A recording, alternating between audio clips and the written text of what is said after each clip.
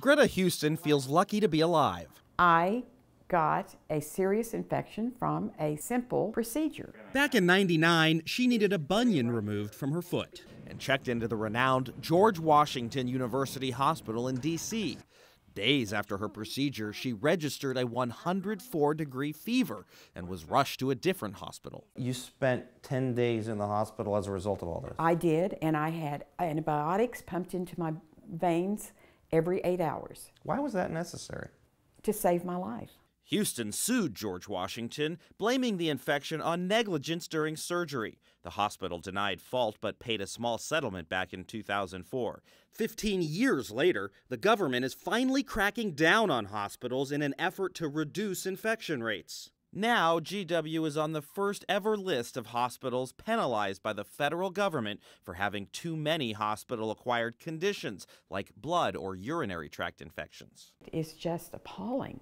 But turns out some of the nation's biggest and most well-known hospitals joined George Washington on the federal government's list of poorest performers. Medicare withheld money from the Ronald Reagan UCLA Medical Center, the Cleveland Clinic in Ohio, and even the Yale New Haven Hospital.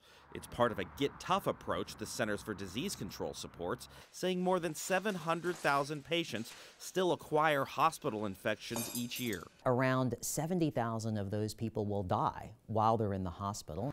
We traveled to CDC headquarters in Atlanta, where Dr. Arjun Srinivasan told us hospitals can often take simple steps to lower infection rates. As many as 70% of those infections are preventable through relatively simple and straightforward practices. Like more rigorous hand washing rules and removing catheters from patients sooner.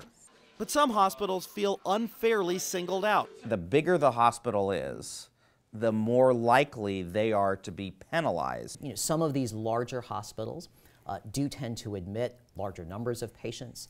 They may admit sicker patients.